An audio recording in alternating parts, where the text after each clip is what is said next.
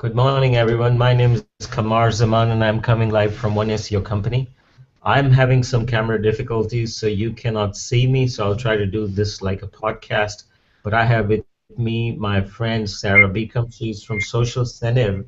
Social Sensitive is a Dallas-based startup that's been in business for a couple of years now, and Sarah is their marketing director. And I'm going to ask Sarah questions related to a recent news update where Google is indexing the tweets from anyone that is tweeting on Twitter. So Sarah is a thought leader, and she is telling us her expertise and what she thinks about it, and how small businesses can leverage Twitter more than ever, and how they can actually build a brand around Twitter and be seen on Google search results. So hi, Sarah, how are you? Hi, thanks, Kamar. I'm doing great. How are you doing? I'm good. So Sarah, this you heard this news, and I read your blog also. So can you tell, especially the small businesses and or any business of any type, um, the new change and what you think of this as an expert in this industry? Definitely. So first off, this was a smart move by both Google and Twitter. For Google, it gets gets users to open up their application to find real-time results instead of just turning toward Twitter. But it's also a smart move for Twitter because it's consequentially uh, expanding their user growth. It was kind of at a crawl for a while, and they've been seeing so far, even just with implementing this in the last week, more user growth from people who want to be seen eventually on these Google mobile results. So businesses right now, what we're seeing is that large businesses and brands, celebrities and trending topics are showing up right now on mobile results as tweets when you search a topic. For instance, Social Sensitive, if you search us on your mobile phone, through Google or your mobile web browser, you're going to likely see our tweets showing up from what we've been sending out lately on Twitter. Um, However, it can benefit small businesses simply because they can search influencers and to see what they're talking about, and they can search for what's trending. If they see something trending on any of their news feeds, they can search for that in their mobile application through Google and find tweets to either retweet or respond to and engage more in that conversation. Interesting. So you just mentioned mobile. Is this change or this move only for mobile, or this is also going to be on the desktop browser? Right now it's only for mobile, so it'll be in mobile search results, and it's just a way for users to not have to necessarily go through the Twitter application automatically in order to get those tweets to respond to. It just makes it easier for searching for brands and users alike on mobile devices. So give us an example in real time. I'm a mobile user, and for example, I love coffee. So I'm going to be in, let's say, downtown Dallas, and I'm running late for my, I'm actually early for my meeting. I have 30 minutes to kill, so I'm going to, try to find, for example, a search pattern, Starbucks near me. So what you're saying is that if I did that, if there's a Starbucks in that vicinity, that would show up just now. But if that Starbucks was tweeting, or there was a relevant tweet about that Starbucks, that tweet would show up. Is that how it's going to work? Correct, exactly. So what you're likely to see in your Google application on your mobile device, you probably will see some local addresses for Starbucks, but under that you're going to see tweet results that has what they're sending out most recently. It'll go from their most recent tweet, and you can swipe and see a couple more tweets on what they're saying. So perhaps you'll see that they're introducing a new drink for you to go try when you're looking for that coffee. Oh, that is interesting. So, in your first opening, you said, and this was for big brands. Now, big brands are big. They have money, and they do a lot of marketing.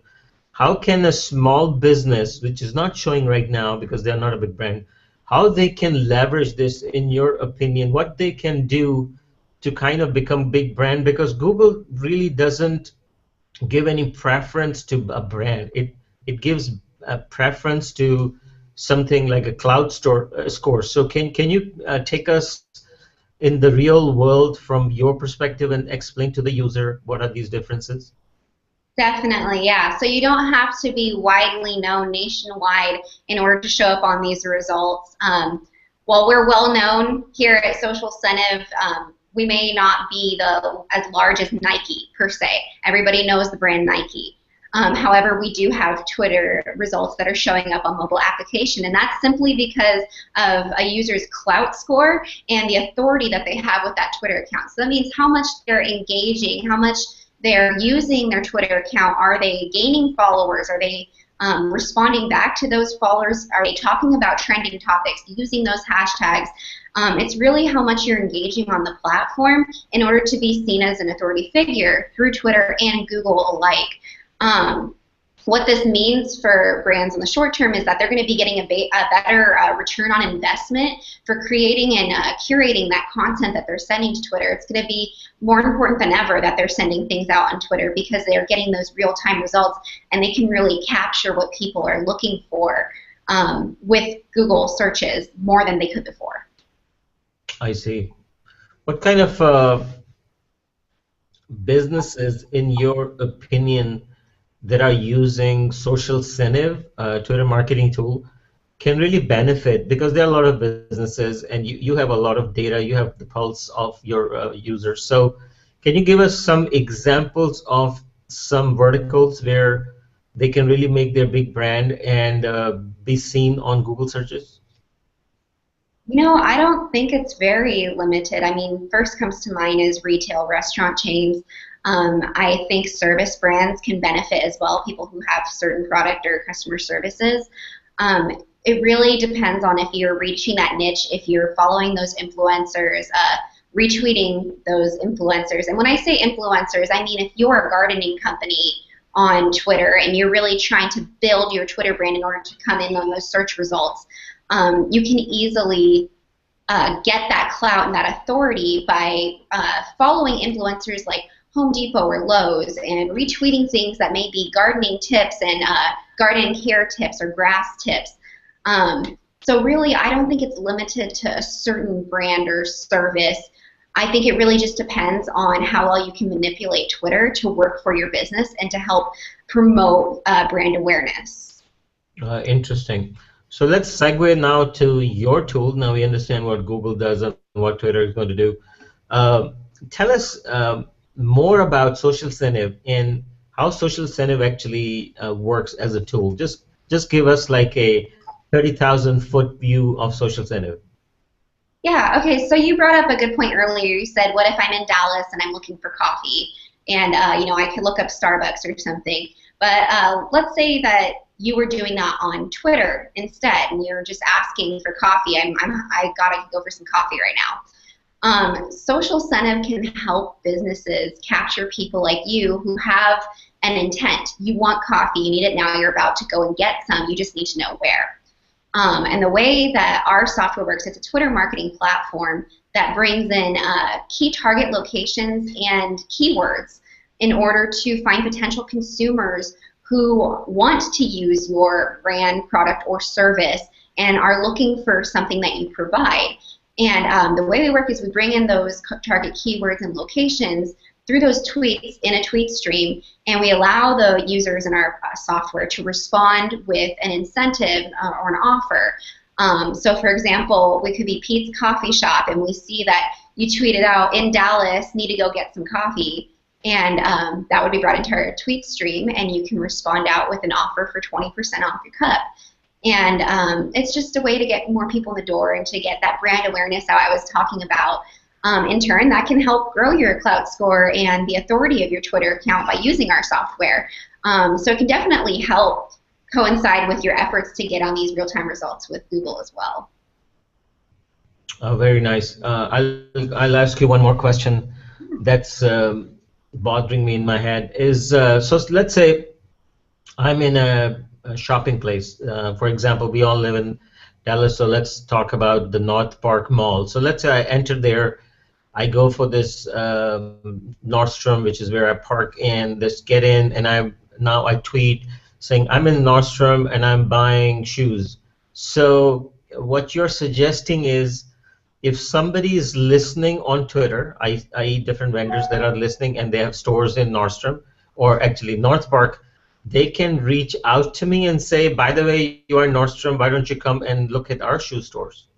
Yes, and that's actually what we recommend for users is it's a little different. The keywords, the way that we ask people to input their keywords, it's different from SEO keywords. So you're not going to put best coffee in Dallas because people aren't likely to say, hey, I'm in Dallas, I need the best coffee in Dallas. It's more conversational. So that is a great strategy that we ask people to take when they're looking for potential consumers is look what's around you, look at that radius, and find those locations. While you can enter locations such as the city and state for our software, doing that, putting in Nordstrom or North Park Mall, things like that, it can help bring in people who, like you said, are around that area, and it's convenient for them to then go and use the offer that you provide them. So that's a great way to get the most out of our software and think outside the box rather than just getting people who want coffee. That is very good. So your tool is really, really cool. And tell us, how much does it cost? Right now, the Reply Pro package starts at $99.95, but we do have different packages. It just depends on what your brand or product service is looking for. So that would be something that you can look on our website and get started with. We'd love to help you out with that. If you have more questions on pricing or anything like that, you can reach out to info@socialcentive.com. And we'd love to answer those questions there. Otherwise, we do ask that you go to socialcentive.com, give us a try. It's free to try for 7 days. So we ask that you try it out, and that way you can see how exactly it benefits your brand firsthand. Interesting. So can you spell out Social Incentive for our audience that don't know how to spell? Definitely. It's socialcentiv.com. Awesome. So this was Sarah Beacom. She is a Twitter marketing expert based in Dallas. She works for Social Incentive, socialcentiv.com. I've learned to spell Social Incentive now too.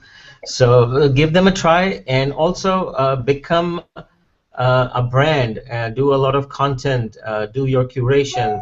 And one place to learn about how to create content is socialcentive.com/blog. Sarah and her team have been creating beautiful content. So one of the ways to do it is learn what they do it and then just copy them. So this is Qamar. Thank you so much, Sarah, and we hope to see you once again. Awesome. Thank you, Qamar. I appreciate it. Bye-bye.